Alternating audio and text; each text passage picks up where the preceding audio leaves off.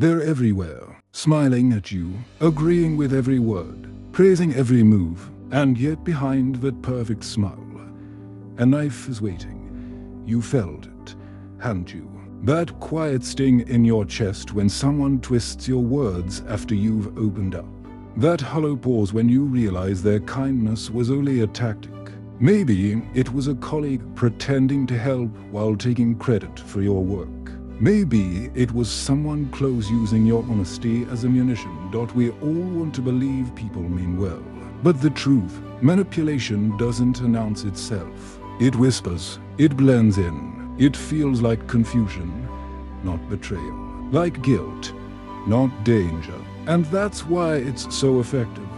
Today, we uncover the silent art of defending your mind. Not with anger, not with arguments, but with stoic awareness, the kind of clarity that makes you untouchable. Most people think manipulation is a social skill. It's not. It's a quiet war foot inside your perception. Every manipulator studies reactions like a chess player studies moves. They learn your insecurities. They memorize your tone. They find the exact sentence that will make you doubt yourself. And once you start doubting, they win. Because self-doubt is the gateway drug of control. Stoic philosophy warned about this 2,000 years ago. Marcus Aurelius said, "If you are distressed by anything external, the pain is not due to the thing itself, but to your estimate of it." That's the secret. Manipulators can only win if they control your estimate, not your reality. In this video, you'll discover 15 genius ways to outsmart manipulators silently, without confrontation, without games, without losing your peace. And at the end, I'll reveal the one behavior that exposes every manipulator, no matter how skilled they are. Imagine this. You walk into a room full of people who once intimidated you. But this time, nothing shakes you. Their opinions, their tone, their subtle digs, none of it lands. Because you've built something stronger inside: clarity. That's what this episode is about. Not revenge, not exposure, but freedom. Freedom from emotional puppeteers who feed on your reactions. If you've ever been manipulated, lied to, or guilted into silence, stay here. Because the next few minutes will teach you how to take back control quietly, how to turn silence into strategy, and calm into power. And here's the open loop. By the end of this episode, you will learn a single mindset that not only protects you from manipulators, but makes them fear losing access to you. This isn't just philosophy. It's a field manual for a psychological warfare the Stoic way. We live in an age where manipulation has become invisible. It's not always the loud argument or the public betrayal anymore. Sometimes it's a quiet message designed to make you feel guilty. Sometimes it's a coworker's harmless comment that makes you question your worth. Sometimes it's love that feels conditional, support that feels like surveillance. Modern manipulation has evolved. It wears empathy as a disguise. It speaks softly, smiles kindly, and wraps control in the language of concern. And because it's subtle, most people never realize they're being played until they've already lost themselves. But here's the truth most people miss. Manipulation thrives not because others are powerful, but because we are distracted. We live in a world of constant noise, notifications, opinions, expectations, and every distraction weakens our inner clarity. The less present you are, the easier it is for someone else to rewrite your perception of reality. That's why the modern Stoic doesn't fight for attention, he fights for awareness. He doesn't need to silence the world. He just learns to stay centered while it screams. Epictetus warned that no man is free who is not master of himself. Every time you hand over your emotions to someone else's approval, you hand them a remote control for your peace. Escaping manipulation, then, isn't about cutting people off, it's about cutting the strings that tie your peace to their behavior. You don't fight fire with fire. You let their fire burn itself out while you remain grounded, calm, and untouchable. You see, Stoicism isn't just ancient philosophy, it's a psychological defense system disguised as wisdom. The Stoics didn't live in monasteries. They lived in chaos wars, politics, betrayal, exile. Yet their minds remained still. Marcus Aurelius ruled an empire surrounded by flatterers, liars, and schemers. But instead of responding with paranoia, he turned inward. He wrote to himself, "You have power over your mind, not outside events. Realize this, and you will find strength." That's not a quote about peace, it's a quote about strategy. It means every manipulator's weapon loses power once you stop reacting. Imagine if you could train your mind to stay calm when someone provokes you, to pause when guilt is used as a leash, to remain centered even when people twist your words. That is Stoicism in motion, philosophy that moves through the battlefield of modern life. Think about your own world. At work, maybe someone smiles in meetings but plants seeds of doubt behind your back. At home, maybe someone uses silence or guilt to get their way. Online, algorithms manipulate your emotions to keep you scrolling. Each of these moments tests not your intelligence, but your emotional discipline. And that's what the Stoics mastered. They learned that peace isn't a gift from the world. It's a skill built through repetition, like lifting emotional weights every day, until calm becomes your default state. So when Stoicism teaches control what you can, accept what you can't, it's not resignation, it's rebellion. It's saying, you can try to provoke me, but you cannot move me. Here's what's coming. This episode is divided into 5 pillars, 5 Stoic domains that will transform how you deal with manipulation, pressure, and chaos. Pillar 1, silent power. The art of strategic stillness. You learn how to make silence louder than confrontation, and how calmness exposes truth faster than arguments. Pillar 2, social geometry. How to subtly shift the balance of power without ever raising your voice. Pillar 3, mental jujitsu. Using emotional clarity to turn their tactics against themselves. Pillar 4, strategic detachment. How to create distance not from people, but from their control. Pillar 5, Stoic victory. The ultimate form of peace. Walking away with grace when others expect chaos. Each pillar connects ancient Stoic wisdom with modern psychology. You will see how Seneca's letters mirror corporate manipulation, how Marcus Aurelius' meditations predict social media behavior, and how Epictetus' teachings dismantle emotional blackmail. By the end, you won't just understand manipulators, you will see through them. And once you see through something, you can never unsee it again.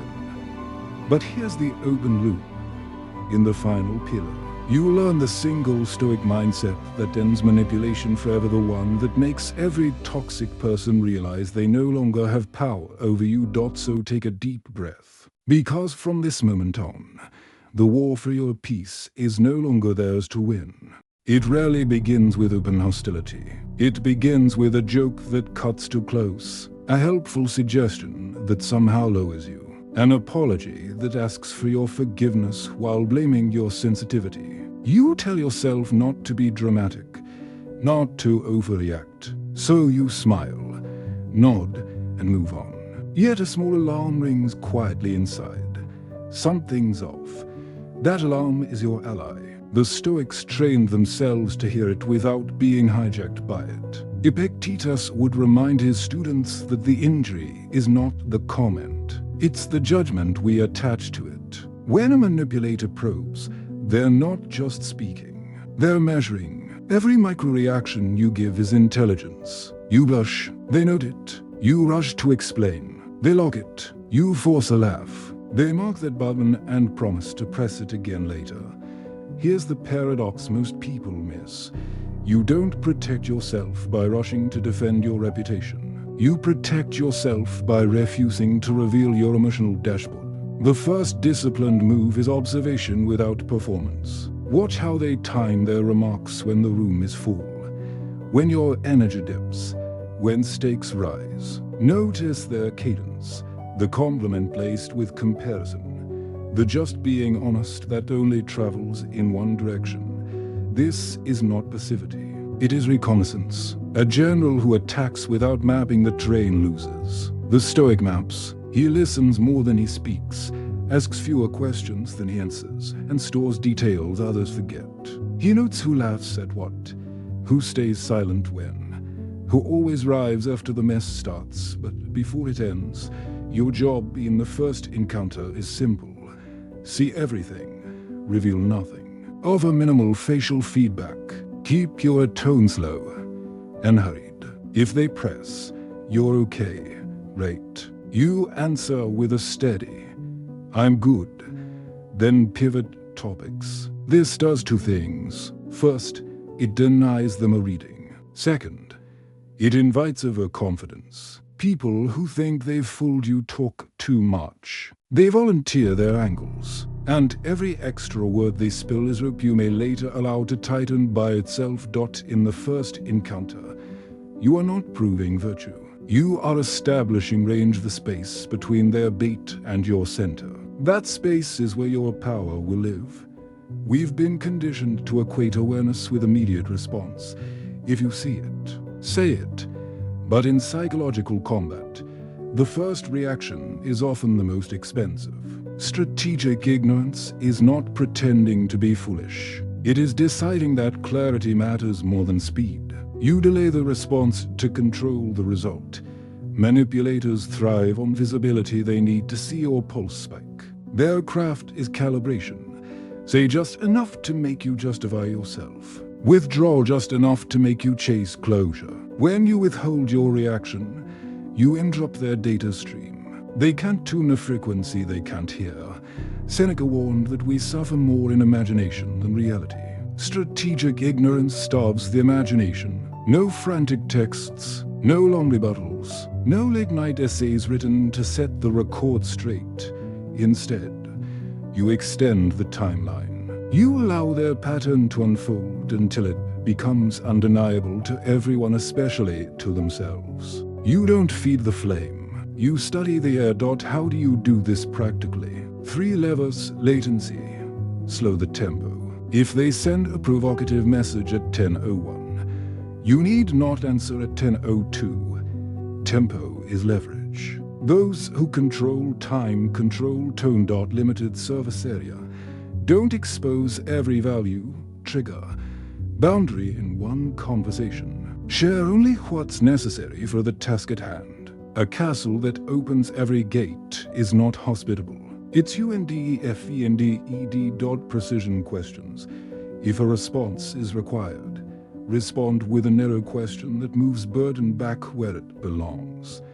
What makes you say that? When did I agree to this? Where exactly is the evidence? Questions slow chaos and force specifics. Confusions, natural predator.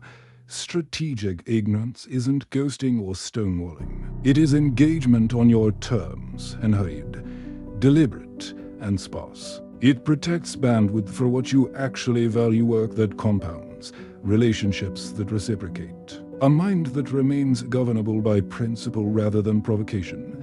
Most importantly, it generates informational asymmetry. They believe they're studying you. In reality, you are measuring them how they escalate when denied attention, which allies they activate, where their store leaks. Let them over-talk, let them overreach, not because you're powerless, but because you're patient. Power without patience is noisy. Patience without power is dormancy. You're practicing the Stoic blend. Quiet power. Silence is not absence. It is pressure-focused, invisible, clarifying. In most rooms, the loudest sound is the fear of silence. Manipulators bank on that fear. They rely on your discomfort with the pause to make you fill it with explanations, apologies, and concessions. A Stoic uses silence as a mirror. When an insinuation lands, interesting that you missed that email. Again, your instinct may be to give a biography of your calendar. Resist. Hold the gaze. Breathe once. The silence does 3 things at once. It sends your nervous system the message that you are safe. It forces the other person to hear what they just said. And it exposes their dependency on your reaction. People who need control fear empty space because empty space removes the disguise. What felt like concern now sounds like control. What sounded like advice now smells like leverage. Practical applications. The one breath rule. Before responding to a jab, take one slow, silent breath. You are not stalling, you're asserting sovereignty over tempo. The steady face. Keep your face neutral but warm. Not a smirk, not a flinch. A composed baseline denies them proof of injury. The small nod. A tiny nod acknowledges receipt without agreement. It says, message received, not message accepted. Silence scales influence in public settings. In meetings, the person who doesn't rush to speak often ends up deciding what the room remembers. Why? Because attention follows gravity, and gravity follows calm. Your stillness makes others notice the imbalance. Why is one person escalating while the other remains centered? The contrast is a teacher. Truth emerges not by your speeches, but by juxtaposition. Carl Jung observed that what we resist persists. The Stoic addendum, what we over-explain metastasizes. When you narrate your innocence, you give manipulators fresh clay to sculpt. When you offer silence, you harden the edges of reality. Their words bounce. Yours land when you choose. This doesn't mean you never speak. It means your words are expensive. You spend them only where they compound. Silence is your due diligence. Speech is your investment. And the moment you see the return diminish, you stop funding the argument. That restraint is not repression. It's strategy. Manipulators are playwrights. They cast you as unstable, selfish, incompetent, whatever role justifies their next move. The trap is obvious yet effective. If you argue with the role, you start playing it. The more you defend your character, the more they own the stage. Stoicism offers a brutal kindness. Stop arguing. Start embodying. Marcus Aurelius wrote, "Waste no more time arguing what a good man should be. Be one." This isn't moral posturing. It's tactical. A consistent pattern outlives a clever rumor. A clean track record dissolves the fog of innuendo. Your job isn't PR. It's pattern maintenance. For anchors to own your narrative, clarity of role. Know exactly what you are responsible for and what you are not. A blurred job description is a manipulator's playground. Write your role down. Share it. Work to adopt receipts without rage. Keep records without weaponizing them. Log facts, calmly dates. Deliverables, decisions, paper cuts don't need applause. They just need to exist when truth calls roll. Principled repetition. Choose 3 values you want your name to evoke, e.g. reliable, calm, precise. Then ship work that proves them weekly. Reputation is just repeated proof. Boundaries as defaults. A boundary that requires drama too. Enforce is a hope. A boundary you enforce quietly and consistently is a law. Laws shape narratives. Owning the narrative is not an aesthetic. It's infrastructure. You're building a life that cannot be easily retold by someone else. That means fewer reactive statements, more visible standards. It means redirecting conversations back to specifics. Here's the deliverable. Here's the deadline. Here's what happened. It means refusing to litigate your intentions in public arenas where your calm will be misquoted, as guilt and your passion will be screenshot as proof. Time is your ally. If you keep showing up clean, same tone, same pace, same ethic, people feel the floor under your feet, and when the floor is felt, rumors sound like banging on the ceiling, loud. Yes, credible. No. Eventually, the audience stops watching the noise and starts tracking the plot. The plot you're writing with your actions. Workplace, credit theft, a teammate packages your ideas as theirs. Old you would sprint to HR with emails and outrage. Stoic you keeps receipts and rhythm. In the next meeting, you say calmly, 2. Build on the framework I shared last Tuesday. Here are 3 updates. Then you screen share the dated doc. No accusation, just architecture. Silence after your sentence does the rest. Workplace. Guild deadline, someone drops a tiny favor at 5:58 p.m. Old you explains your family plans and apologizes for having a life. Stoic you says, I can start tomorrow at 9:15. Does that still help? If they insist, you repeat once. If they escalate, you redirect. Which current priority should I pause to make room? The burden returns to its owner. Relationship. Weaponized silence they punish with withdrawal. Old you chases, fills the gap with essays. Stoic you sends a short, warm message. I'm here when you're ready to talk directly. Then you resume your routine, Jim. Reading, sleep on time. You are not cruel. You're consistent. Consistency is love for reality. Friendship. Backhanded compliments, well, must be nice to get lucky like that. Old you laughs, then stews. Stoic you replies, took a lot of reps, full stop. If they push, you ask, do you want the process? That question separates curiosity from covert envy. If it's envy, they'll retreat. If it's curiosity, you'll help. Either way, you end the loop. Online, outraged beta stranger writes, typical grifter. Old you contorts to prove innocence to a ghost. Stoic you uses 3 filters. Is it true? Is it specific? Is it fixable? If no, no. No. You mute and move. Your piece is not public property. Leadership. Meeting hijacks, someone derails the agenda with insinuations. Old you wrestles in the mud. Stoic you returns to structure. Let's park that. Our goal is X in 12 minutes. We'll capture your concern in the notes and schedule a separate thread. You're not avoiding conflict, you're sequencing it. These scripts work because they combine the 3 moves of Pillar 1. Observe without bleeding. Use silence like gravity. Let action write the story. You're not trying to win every scene. You're building a season the audience trusts. There's a moment quiet, almost anticlimactic, when you notice the hooks don't catch anymore. The baited comments feel small. The urgent guilt texts feel obvious. The performance round you seems louder, but you feel lighter. That is not numbness. That is alignment. Your values, your tempo, your attention moving in one stream. At this stage, people will misread you. Some will call you cold because you no longer perform the panic they expect. Others will call you arrogant because you refuse to argue with every shadow.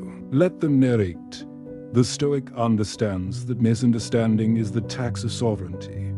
You pay it gladly to keep your mind to sustain this state. You need habits that protect it. Morning floor, before the world speaks. You set the baseline: breathing, reading, writing 3 lines. What I control, what I accept, what I build. Boundary cadence. Choose standard phrases you can repeat without adrenaline. That doesn't work for me. I don't consent to that framing. Let's talk when we both have time. Signal diet. Audit inputs monthly. Which chats? Train. Which follows agitate. Reduce noise that teaches your nervous system to chase. Proof rhythm. Ship something small and clean every day. The person who produces quietly does not need to persuade loudly. Then there is the exit. When a pattern proves itself manipulative. The Stoic leaves without pyrotechnics. No moral essays. No final courtroom. Just the administrative work of freedom. Revoke access. Reduce exposure. Release narrative. You do not need to teach them a lesson. Life enrolls everyone. Your absence is the lesson you owe yourself. Becoming untouchable is not about never feeling. You will feel disappointment, anger, ache. An emotion no longer pilots your mouth or your calendar. You notice, you name, you return to principle. And principle is simple. I do not trade peace for proximity, control for applause, or truth for tempo. When you carry that inside, manipulators don't lose, they lose interest. Their tools can't grip a smooth surface. Your stillness is that surface unavailable, and read unbothered. And as you walk forward, the room changes, not because you conquered it, but because you stopped auditioning for it. Silent power isn't a trick. It's a temperament trained by practice. Start with one breath, then one boundary, then one clean act per day. Soon the echo round you will be yours to set. And when the echo is yours, so is the room.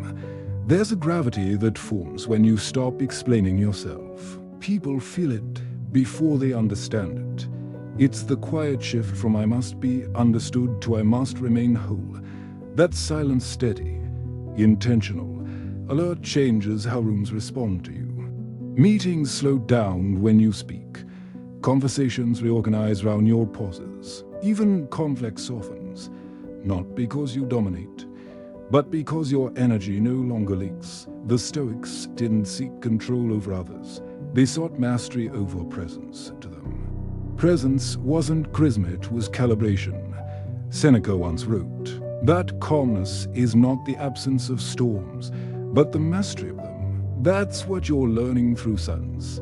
Not to escape tension, but to conduct it. Stillness doesn't remove you from life, it lets you steer through it. It gives you range. Range between stimulus and response, between chaos and command. And when that range grows wide enough, manipulation can't bridge it. You become a different kind of center, the kind that doesn't need to shout to be heard. From this point, you stop reacting to players in the game and start seeing the board itself. You begin to notice the geometry of power, how influence travels between people, how alliances form and decay, how silence reshapes hierarchy. That's where we go next. Because the second pillar of Stoic mastery isn't about staying silent. It's about shifting the room without saying a word. Imagine walking into a room where everyone already knows the unspoken hierarchy. The jokes orbit one person, the silences obey another, the alliances smiles, glances, tones form invisible shapes across the table. You can feel them before you understand them. That's geometry, the emotional math of influence. Manipulators are architects of that space. They build small triangles of loyalty, whisper alliances, and divide people by degrees of proximity. The Stoic walks into the same room differently, not chasing angles, but studying vectors. He asks, who needs attention? Who provides approval? Who keeps the tension alive? Because when you see the shape of the room, you no longer move through it blindly. You start adjusting your placement, where to stand, when to speak, how to pause. The room reads you as calm, but what you're actually doing is redistributing gravity. You're taking attention away from chaos and anchoring it in stillness. That's how power begins to shift. Not with dominance, but with equilibrium. Most people fight for control by talking louder. The Stoic reclaims control by removing emotional noise. He doesn't demand the spotlight. He becomes the point others orbit because of composure. You'll learn to sense how trust, fear, admiration, and insecurity bend the social field. Once you can see those forces, you can reshape them gently, quietly, effectively. In this next pillar, we'll explore how to divide toxic circles without confrontation, how to neutralize alliances built on gossip, and how to restore balance to rooms infected by hidden agendas. This isn't social manipulation, it's social clarity. And the person who sees clearly commands without control. Every social space has its geometry. At first glance, it looks random, people laughing, talking, exchanging ideas. But beneath the surface, something subtler moves. Gravity. Power has gravity, and manipulators know how to bend it. They understand the physics of attention, how to draw people closer, how to make some voices seem heavier than others. They feed on proximity, not honesty. They create micro-alliances and unspoken rules, positioning themselves at the center of invisible maps. You felt it before. That person whose approval the group subconsciously waits for. The one whose silence is louder than your words. They build influence not by truth, but by calibration, giving just enough praise to keep loyalty alive. Just enough doubt to keep everyone off balance. And yet, if you look closely, you'll see something else: fragility. Their control depends on reaction. Remove the reaction, and the orbit shifts. That's where Stoic geometry begins. You stop trying to win over people's affection and start studying the angles. Who validates whom? Who interrupts? Who always breaks tension with a joke when truth gets too close? Mapping these dynamics gives you what the Stoics called rational sight, the ability to see without judgment. The Stoic doesn't enter a room to dominate it. He enters to understand its energy. He knows that manipulation survives in the blind spots of attention, and awareness is the light that dissolves it. So instead of fighting for space, you start to reposition your energy. You listen longer, you speak slower, you answer less often, and slowly, something shifts. People begin to orbit you not because you're louder, but because you're stable. That is the first law of social geometry. Influence flows naturally toward calm.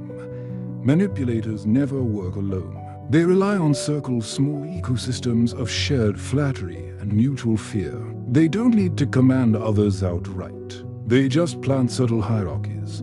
Here's how it works. They complement one person to isolate another. They share half-truths disguised as trust. They create a feeling that belonging requires allegiance. That's why direct confrontation rarely works. It triggers the circle's immune system. They defend their architect. The Stoic takes a quieter approach. He doesn't attack the circle. He tilts it. He understands that every alliance is maintained by emotion, not logic. So instead of fighting, he changes the emotional temperature of the room. Try this. When others gossip, stay silent. When someone flatters, redirect it. That's kind. But it was a team effort. When one person dominates, ask the quiet one's opinion. What do you think, Anna? Do you feel it? That's like tension. That moment when attention redistributes itself. That's geometry shifting. The manipulator senses it immediately. Their power depends on being the central node of validation. But when you make others feel seen without needing permission from the center, loyalty starts to fragment. Not violently, naturally. You are not spreading division. You're restoring equality. You're showing people what real stability feels like. Soon, conversations that once revolved around manipulation start flowing towards sincerity. The manipulator grows uneasy. Their charm falters because charm only works when everyone's under the same spell. The Stoic's strength lies in patience. He doesn't shout, "I see you." He lets time say it for him. Because every unspoken truth eventually becomes too heavy for a pretense to carry.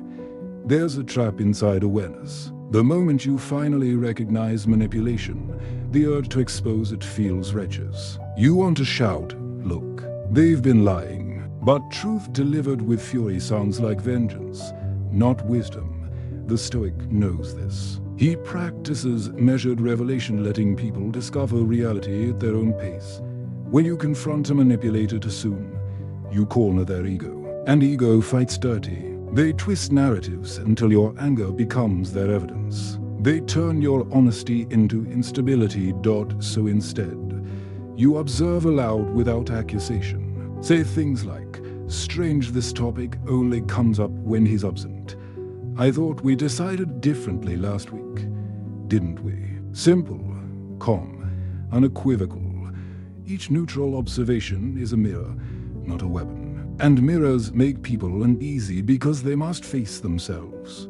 Carl Jung once said, "People don't change by being told what's wrong with them. They change when they become conscious of what they've denied."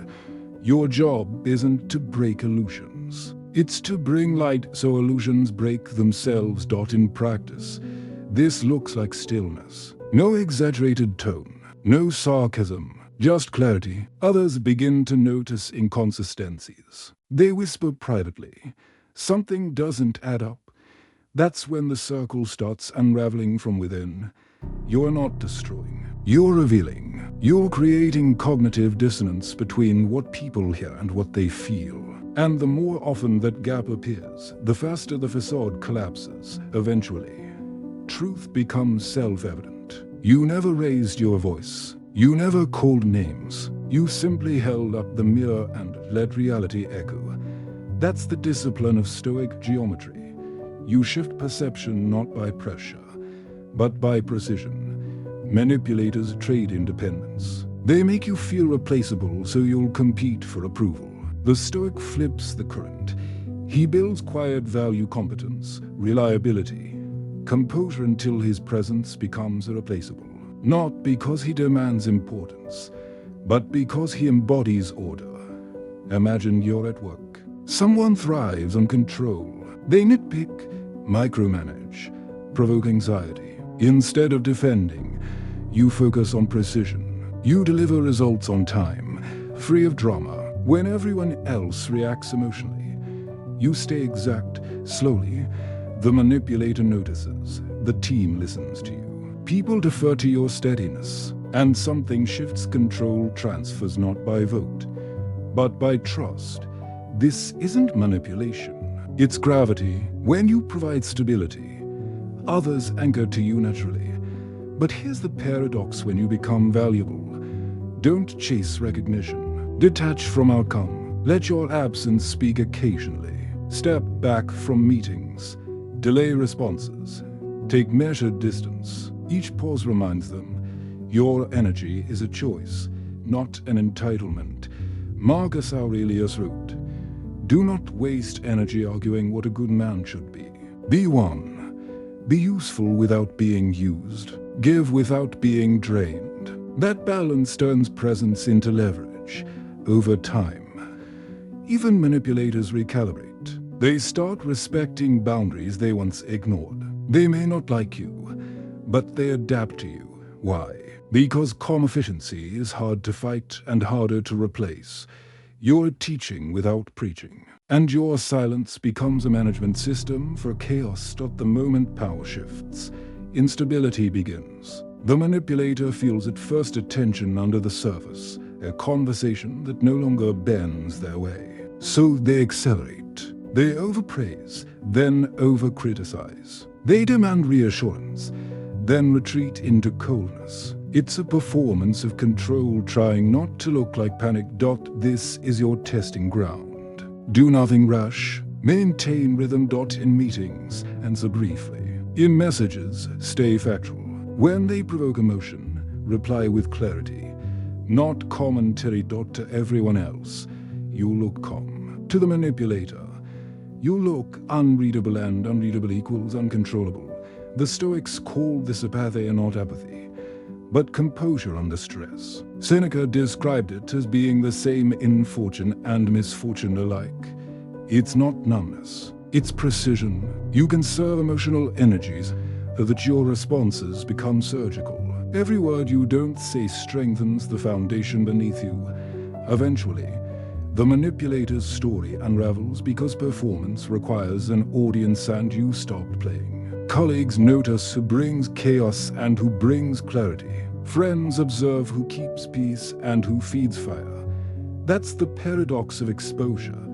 You don't unmask them. They unmask themselves trying to reach you. Stay patient. Silence and consistency are slow weapons, but they never miss. When the performance ends, silence remains. People start breathing differently around you. They sense the shift. The chaos no longer leads. Calmness does. This is where Stoic leadership begins. You didn't overthrow anyone. You rebalanced the system by embodying order. Now comes responsibility. Carry your new influence quietly. No "I told you so." No satisfaction in their downfall. Pity them. They were driven by fear of losing control. Your focus now is reconstruction. Replace fear with structure. Encourage transparency. Reward honesty over performance. Teach others by example. That stability isn't passive, it's powerful. In time, the group evolves. Conversations become straightforward. Tension fades. People begin trusting silence again because it no longer hides danger, it signals safety. That's the highest geometry of Stoicism, to restore harmony without humiliation. Marcus Aurelius said, "A man's worth is measured by the things he can control." You've learned to control presence, the most volatile currency in social life. When others enter the room, they feel it. Not fear, not submission, but a sense that things will stay steady as long as you're here. That's influence redefined. You don't own the room, you stabilize it. You don't dominate people, you align them. And once calm becomes the culture, manipulation becomes impossible because there's no longer any chaos left to feed on. Every manipulator thrives on one hidden rule. They don't need to be right. They just need you to react. Reaction is the fuel that keeps their illusion alive. So long as they can make you emotional, they control the tempo, the tone, and the truth. That's where the Stoic learns his first counter move, redirection. Just as a martial artist doesn't block a punch but guides it away, the Stoic mind doesn't resist force with resistance. It channels the force back to its origin. When someone accuses you unfairly, your instinct is to defend. But defense validates the frame. Instead, you redirect. That's an interesting point. What makes you see it that way? In an instant, the attack loses its rhythm. The manipulator must now explain, and explanation is exposure. Marcus Aurelius once wrote, "The object of life is not to be on the side of the majority, but to escape finding oneself in the ranks of the insane. The world's madness is emotional contagion. Your calmness is quarantine. Mental jujitsu begins the moment you realize that every argument is an energy exchange. And the one who chooses direction chooses outcome. In physical combat, a guard protects your core. In mental combat, detachment does. Detachment is not distance, it's discipline.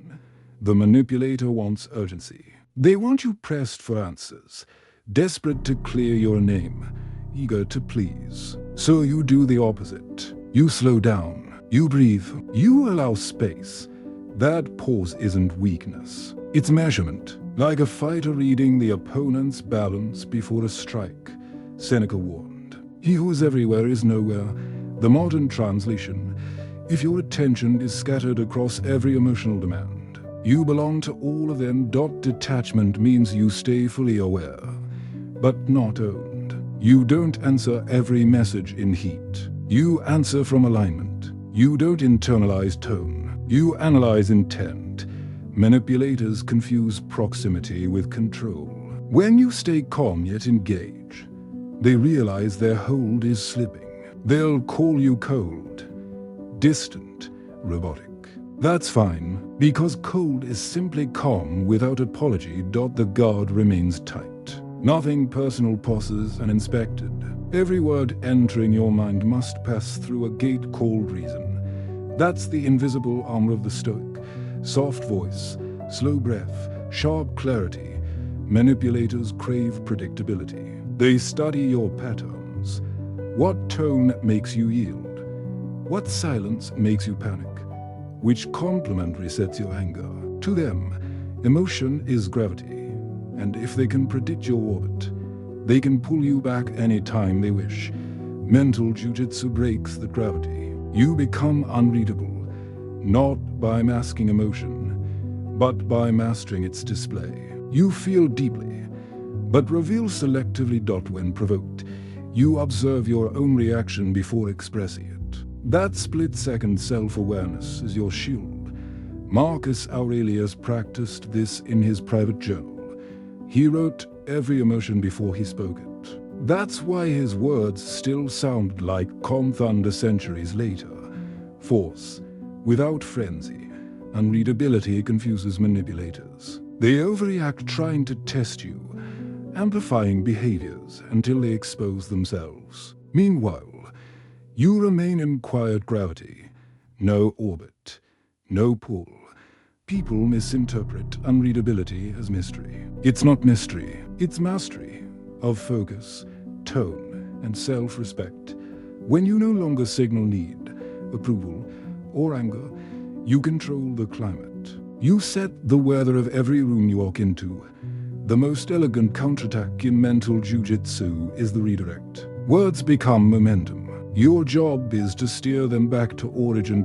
When someone accuses, instead of "that's unfair," you ask, "Could you help me understand what led you to that conclusion?" Now, they must walk backward through their own logic, a path most manipulators haven't paved. As they stumble, the illusion weakens. This technique is deceptively powerful because it forces specificity. Manipulators thrive in vagueness. You've changed. In what way? Everyone feels that way. Who's everyone? I thought you cared. About what exactly? Notice the pattern. Every question restores precision, and precision is fatal to manipulation. You're not fighting. You're framing. You're taking chaos and turning it into coordinates. Over time, people realize that emotional fog can't survive near you. You've built an invisible boundary. Polite, firm, logical. That cleans conversations of confusion. As Seneca wrote, "A sword never kills anybody. It is a tool in the killer's hand." Words are tools. The question is, whose hand holds them? Most manipulation is projection. They accuse you of what they secretly battle within themselves. You're selfish. Translation: I can't control you anymore. You're cold. Translation: my tactics no longer work. You think you're better than everyone. Translation: I feel small in your calm. The Stoic doesn't correct every false claim. He mirrors it. He repeats it softly. You think I'm selfish. That echo is powerful. It forces the accuser to hear their own tone. Carl Jung said, "What you resist persists. What you embrace transforms." By calmly reflecting their words, you make them face what they project. You don't argue. You don't defend. You illuminate. In many cases, they'll soften or backpedal. If not, they'll expose deeper motives: resentment, envy, insecurity. Either way, truth surfaces. Projection dies when met with neutrality. Your lack of emotional participation deprives it of oxygen. In that stillness, the manipulator confronts the one thing they cannot outmaneuver: their own reflection. Emotion manipulates. Logic liberates. But logic must be delivered correctly, not as arrogance, but as balance. When chaos rises, you lower your tone. When assumptions fly, you anchor in evidence. The Stoic mind functions like a compass in storm, steady and read. Unbreakable. Example: you always ignore me. I'm sorry you feel unheard. Let's look at the last 3 times we spoke. Now emotion meets data. The manipulator must choose, escalate or exit. Either way, your peace remains. Logic doesn't mean suppressing empathy. It means steering emotion through clarity. Seneca said, "Anger is a brief madness. Logic is the cure for that madness." When you practice reason under emotional fire, you elevate yourself above the immediate and return to principle. Over time, logic builds reputation. People begin deferring to you for decisions, not because you're loud, but because you're consistent. And consistency is the quietest form of authority. In every battle, physical or mental, timing decides the victor. The Stoic pause is not hesitation, it's command. When attacked verbally, silence for 2 seconds feels eternal. The manipulator panics. Did their jab fail? Do they need to push harder? You, meanwhile, have already scanned your options. Do I respond, redirect, or disengage? The pause restores agency. No one owns your tempo. Marcus Aurelius practiced this daily.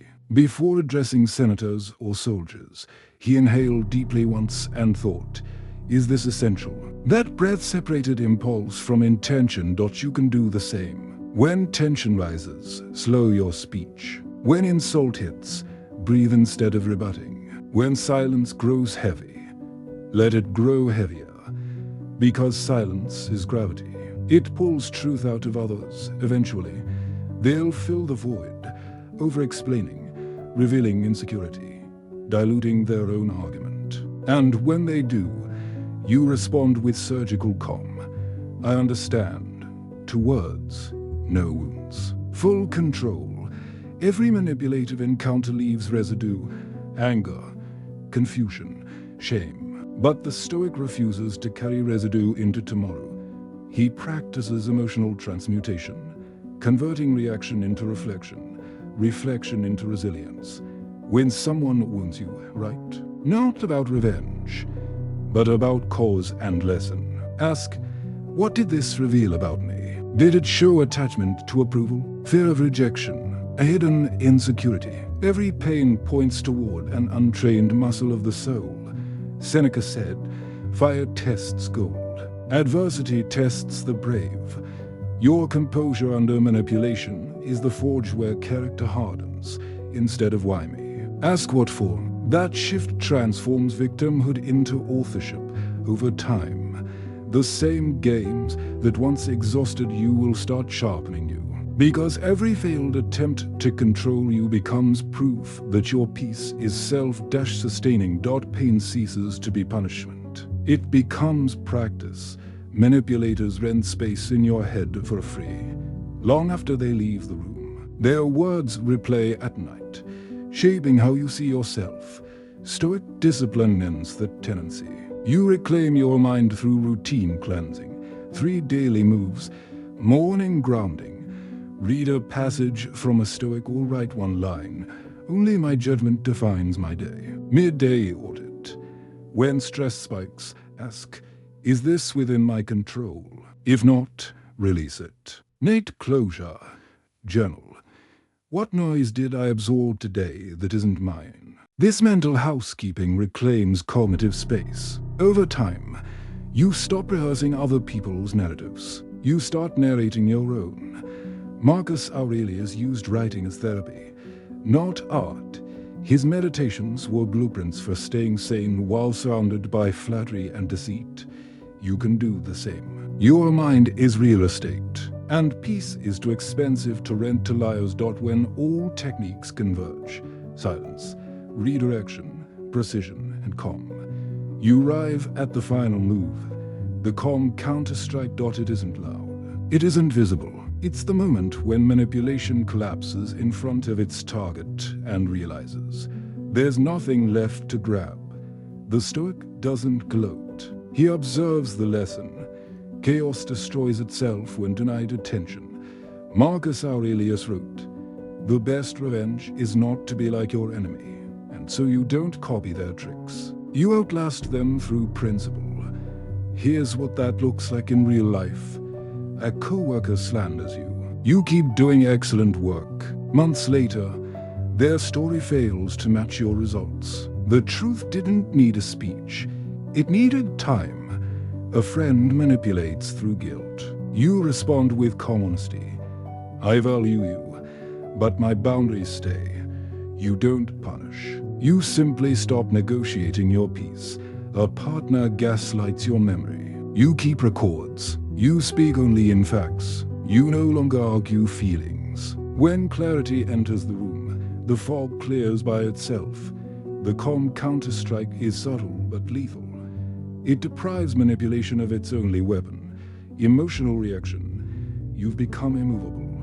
Not indifferent. You feel deeply, but choose deliberately. That's the mark of a Stoic warrior in the modern world. From now on, you don't chase control.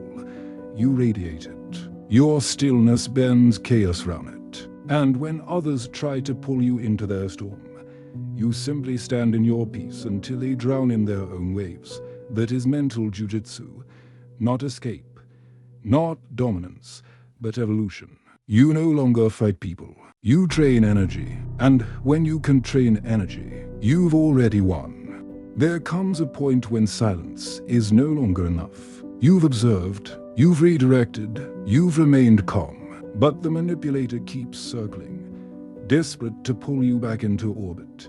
Here's the truth most people miss.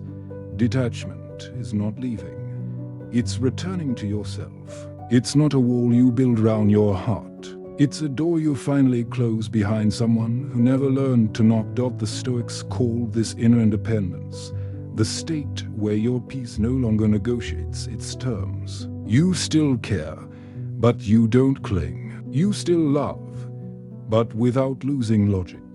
Seneca wrote, "He who fears losing has already lost." And that's the emotional trap manipulators use. They make you fear losing connection, reputation, or belonging. Detachment breaks that spell by teaching you that loss is not the end. It's recalibration. Strategic detachment isn't coldness, it's clarity. It's the art of being fully present without being emotionally hijacked. You can walk beside someone, share moments, even show compassion, while knowing your identity remains intact if they disappear tomorrow. Freedom isn't distance, it's self-containment. Manipulators crave reaction, not attention. They survive through predictability. They need to know which button still works. But when you detach, their control panel goes dark. That's why they call you cold, changed, or selfish. They're not angry because you've abandoned them. They're terrified because they can no longer program you. Detachment is terrifying to controlling minds because it exposes dependency. Suddenly, they must face the truth. Their influence was never love, it was leverage. Marcus Aurelius observed, "If you are distressed by anything external, it is not the thing itself, but your estimate of it." Detachment is the removal of false estimation. You stop assigning others power they never earned. When you detach, you no longer take insults as injury or compliments as currency. You become emotionally self-sustaining, immune to both praise and blame. That's when manipulators panic, because their weapons, guilt, shame, validation, all become useless. They'll escalate at first, demand explanation, fake vulnerability, even cry. Let them. You don't owe chaos an explanation for your calm. Strategic detachment doesn't end relationships. It ends control. It doesn't make you emotionless. It makes your emotions sovereign. To detach strategically, you must first understand what holds you. Attachment isn't always love. Sometimes it's habit. Sometimes guilt. Often, it's the illusion of control. The idea that if you just try harder, they'll finally treat you right. That's not love. That's captivity. The Stoics dissected attachment like surgeons. They saw it as emotional dependency, the tether between expectation and outcome. When we attach to how someone should behave, we suffer every time reality disagrees. Epictetus taught, "When you kiss your child, remind yourself you are kissing a mortal." It sounds cold, but it's liberation. It means enjoy fully, expect lightly. You can apply this everywhere. When a friend ignores you, it's not betrayal, it's information. When a coworker takes credit, it's not injustice, it's insight. When someone manipulates, it's not punishment, it's pattern recognition. Attachment transforms pain into identity. They hurt me becomes I am hurt. Detachment reverses that spell. They acted. I observed. It's not denial. It's perspective. You feel the sting, then release it before it calcifies into story. That's strategic detachment. Emotion without ownership. The Stoic doesn't suppress emotion. He simplifies it. Emotional minimalism means you carry only what you can control and drop what you can't. Modern life drowns us in unnecessary emotion. Notifications, arguments, validation loops, invisible comparisons. Manipulators exploit that clutter. They overload you with mixed signals until you can't tell which feelings are real.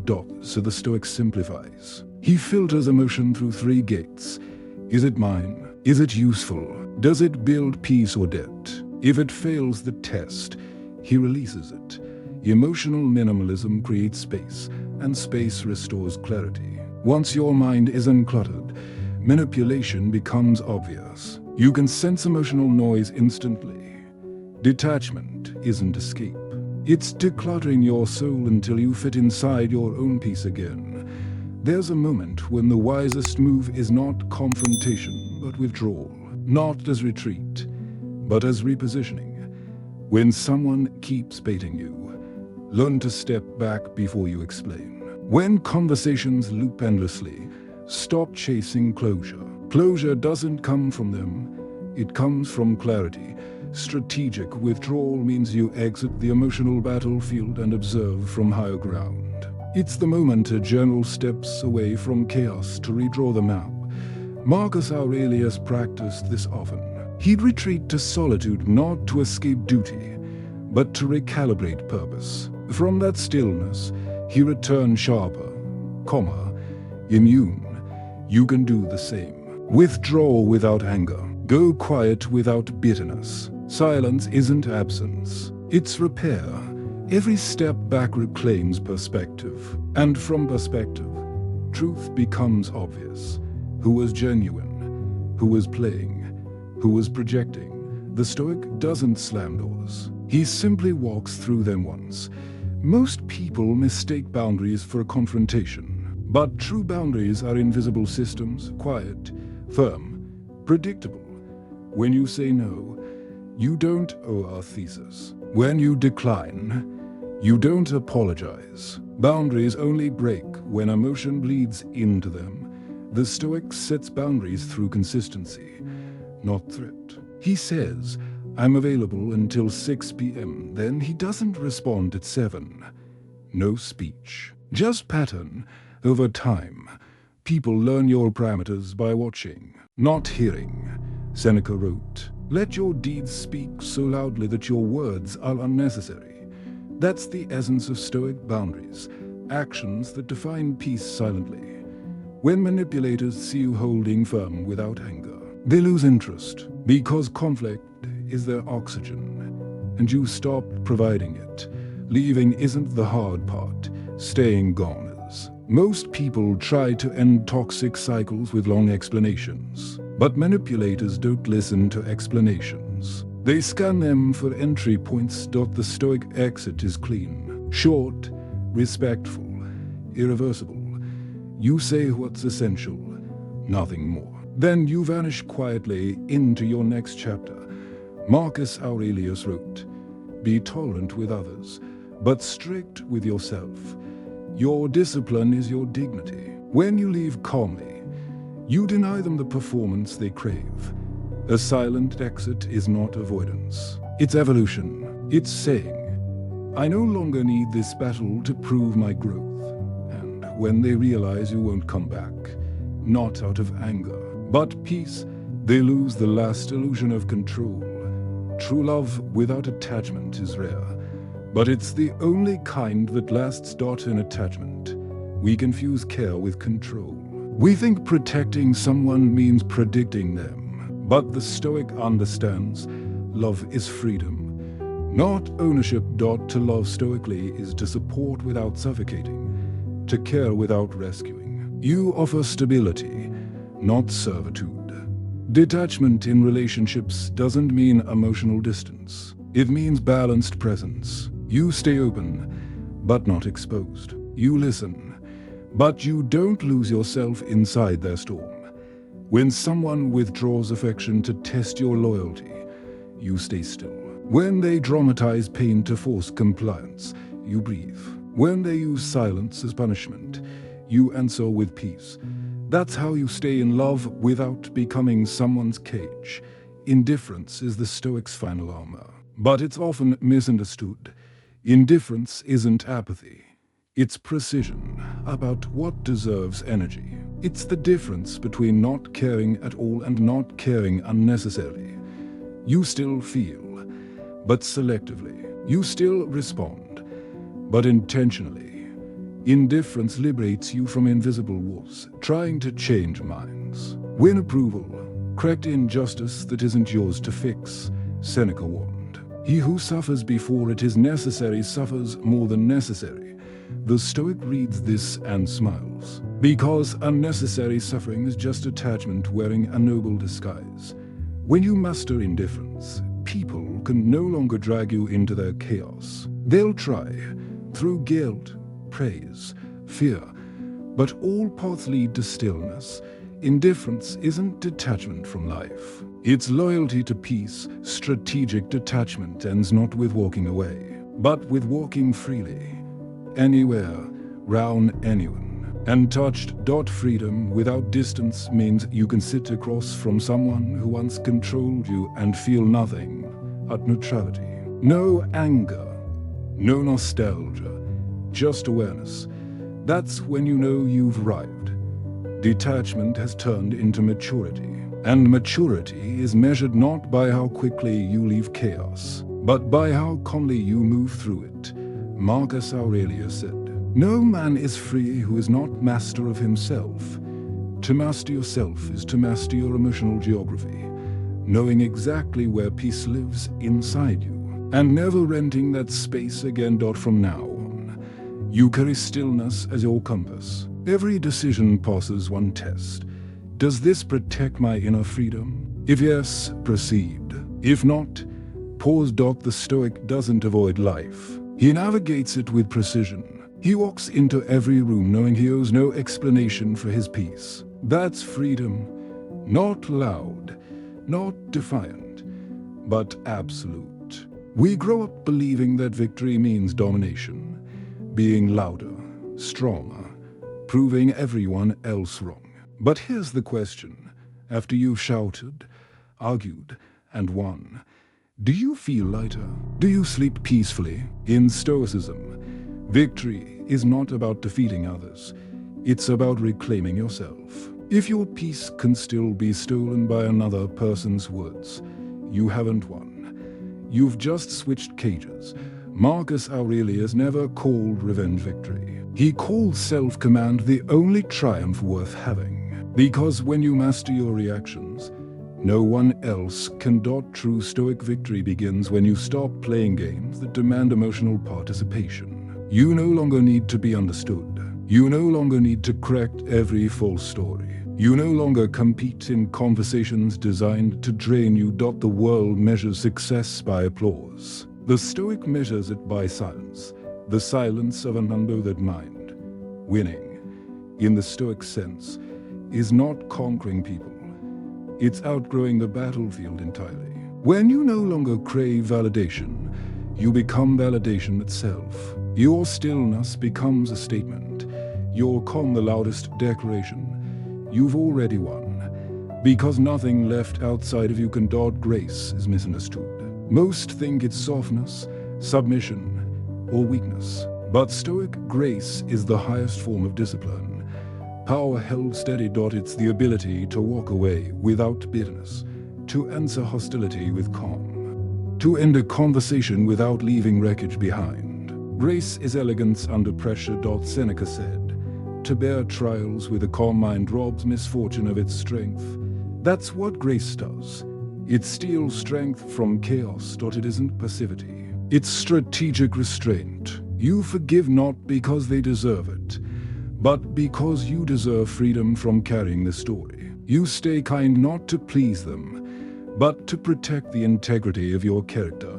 Grace moves with clarity. I can care without surrendering myself. I can help without letting you hijack my energy. I can understand you without giving you control. When grace becomes your nature, manipulation loses footing. Darkness can't stand in soft light for long. It either fades or flees. True grace ends battles quietly, not because you're weak, but because you've outgrown the need to fight. Every manipulator has a silent partner, your ego. It's the part of you that demands to be right, to be heard, to prove your worth. The Stoic buries that ego in a quiet funeral of awareness. He doesn't kill identity. He simply puts the reactive self back in its proper scale. Whenever you feel the urge to set the record straight, stop. Ask yourself, is this my principle or my pride speaking? If it's pride, you've already stepped onto their stage. Marcus Aurelius reminded himself daily, you have power over your mind, not outside events. That's the line where ego ends and mastery begins. When you let go of the need to explain, something magical happens. Peace enters. You stop performing for spectators. You stop defending your light against those who prefer the dark. Your worth no longer hangs in someone's opinion. You stop reacting to noise, and suddenly, the noise stops seeking you. Killing ego isn't self-erasure. It's liberation from emotional dependency. The kind that keeps intelligent people trapped in stupid fights. Stillness isn't the absence of movement. It's movement without turbulence. It's a system, not a mood. A rhythm that governs how you respond. Decide and live. To build this system, the Stoic doesn't wait for a peace. He engineers it. Morning. He grounds himself with reflection. What's in my control today? What's not? Daytime. He filters reactions, replaces "you make me angry" with "I notice anger rising." Evening. He cleans the mental desk. What noise today wasn't mine? Stillness becomes operational. You process emotions instead of projecting them. You pause before every reply. That pause is not hesitation. It's command. The world confuses stillness for stagnation because it moves chaotically. But the Stoic's stillness is full of direction. Less waste, more precision. His calm presence redefines power. He doesn't dominate the room by speaking. He stabilizes it simply by existing. Stillness is the system of self-sovereignty, the invisible architecture of strength. Pain doesn't leave until it teaches. And most people never graduate because they resist the lesson. The Stoic treats every wound as curriculum. He writes it down, studies it, extracts principle from injury. Step 1. Name the pain honestly. Step 2. Trace it to the value it bruised. Respect, trust, fairness. Step 3. Upgrade your boundary or behavior so it never repeats. Seneca said, a gem cannot be polished without friction. Pain is polish. It refines your self-respect into clarity. The point is not to forget what happened. It's to integrate it. You let pain harden into wisdom instead of resentment. Then one day, you look at the person who hurt you and realize you no longer need them to understand. You've already understood yourself. That is healing, not comfort, but completion. Silence isn't absence. It's energy in reserve. In arguments, silence resets power. In chaos, it reclaims direction. Manipulators hate silence because it leaves them with themselves. The Stoic uses silence strategically. He lets noise expose itself. He nods instead of defending. He pauses instead of rushing. A moment of silence disorients aggression. It forces reflection. People start realizing what they've said only after hearing it echo back unanswered. In a loud world, silence is rebellion. In a manipulative world, silence is clarity. The Stoic doesn't need the last word. He is the last word. When calm becomes your default volume, everything loud starts losing power. Manipulators thrive in perception. They know that in a noisy world, image travels faster than truth. So they plant rumors, twist words, and feed audiences who prefer entertainment over evidence. But the Stoic doesn't chase perception. He cultivates consistency. He knows that time is the only mirror that doesn't lie. Marcus Aurelius wrote, "Waste no more time arguing what a good man should be. Be one, reputation fades. Conduct endures. What you do quietly, repeatedly, and sincerely, that becomes your legacy." The wise don't defend every rumor. They keep working. They keep showing up. They let truth accumulate like sunlight. Slow, steady, unstoppable. The manipulator wants you distracted, explaining yourself to the crowd. Don't. Every minute you spend defending is a minute you stop divining. Let your routine become your rebuttal. There's a peace in living so transparently that falsehood suffocates in your light. Your reality, lived daily, eventually outweighs the fiction told about you. That's the Stoic approach to reputation. You let lies decay under the weight of your integrity. People forget gossip. They remember steadiness. After chaos, calm feels strange. You've left the battlefield of manipulation, and now there's nothing to fight. The noise is gone, and what remains is silence that almost feels too quiet. This is where most people relapse. They miss the drama that once gave life shape. They confuse peace with emptiness. But peace isn't emptiness. It's space waiting to be filled with better things. The Stoic doesn't rush to fill it. He sits in it, learns its rhythm, and slowly rebuilds. He reintroduces habits that nourish: morning reflection, quiet reading, physical discipline. He rediscovers friendships that feel light, not heavy. He starts speaking less, but meaning more. This is the quiet return. The phase where your life starts running on peace instead of adrenaline. No announcement. No look how far I've come. You simply exist differently, slower, sharper, saner. People will notice, even if you say nothing. Because healed energy doesn't need a microphone. Peace, once foreign, becomes familiar again. And when calm becomes your default, manipulation can find a way back in. You've returned, not to who you were, but to who you were supposed to be all along. Victory has rules. The Stoic doesn't stumble into peace by accident. He follows a discipline. Rule 1. Never react instantly. Between stimulus and response lies your freedom. You win the second you choose silence over impulse. Rule 2. Anchor everything in principle. When emotion surges, ask, what does my philosophy require of me right now? That question turns chaos into clarity. Rule 3. Withdraw with dignity. The mature don't storm out, they step out. No anger, no noise, no lingering energy left behind. Rule 4. Build quietly. Let your progress echo louder than your defense. Results are the Stoic's only argument. Rule 5. Forgive strategically, not to reconcile, but to reclaim bandwidth. Forgiveness is how you free mental space from debts that will never be paid. These are not self-help slogans. They are operational laws for inner sovereignty. The Stoic doesn't need to win every encounter. He just refuses to lose his composure. And over time, that calm consistency becomes his undefeated record. That's the Stoic code. Quiet, precise, and permanent.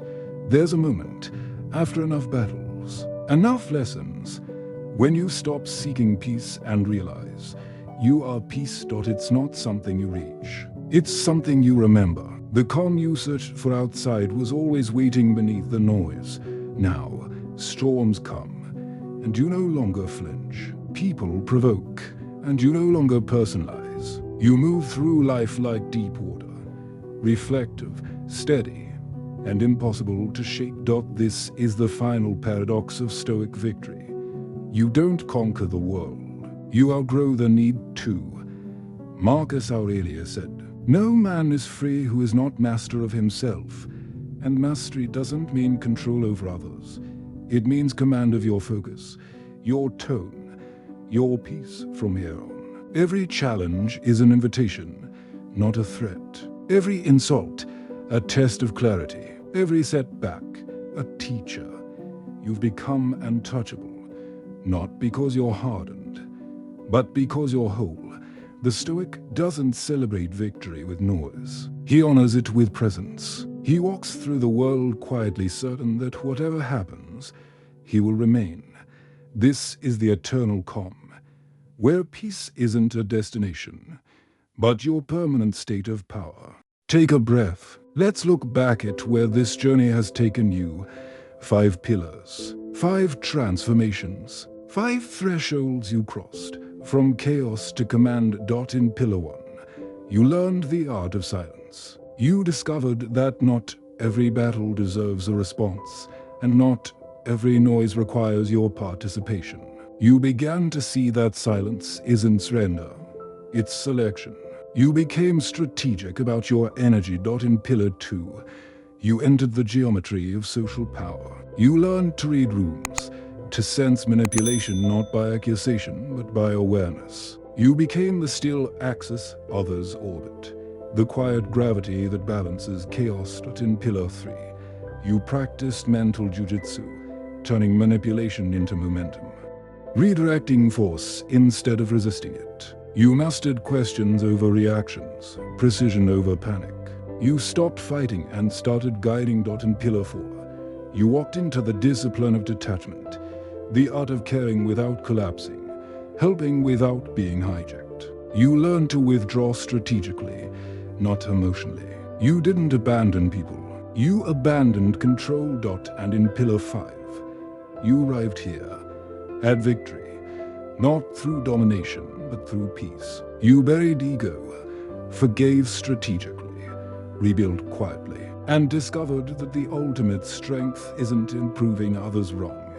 It's in no longer needing to. This is the Stoic way, not coldness, not retreat, but the steady warmth of mastery. You are no longer reactive. You are responsive, no longer addicted to urgency. You move with intention, no longer owned by validation. You validate yourself through conduct. You've learned that control was never about other people. It was about the gap between stimulus and response. That sacred fraction of a second where character is forged. You've learned that peace is not weakness, it's leverage. That detachment is not distance, it's clarity. That stillness is not passive, it's precision in motion. The world will not stop being loud. People will not stop trying to provoke, guilt, or manipulate. But now, you walk differently through that noise. You move through life like a stone in a river, still, yet shaping everything that flows around it. That's victory. That's power redefined. Now it's your turn to carry the philosophy forward. Don't let this remain theory. Practice it. Test it against real pressure. Let it meet failure, heartbreak, rejection, and refine you again. Start small. Begin each morning asking, what can I control today? And each night asking, what tried to control me? Track your mind as carefully as an athlete tracks his pulse. That's the training. That's how peace becomes endurance. Ask yourself this. Who were you before chaos made you defensive? Before manipulation made you guarded?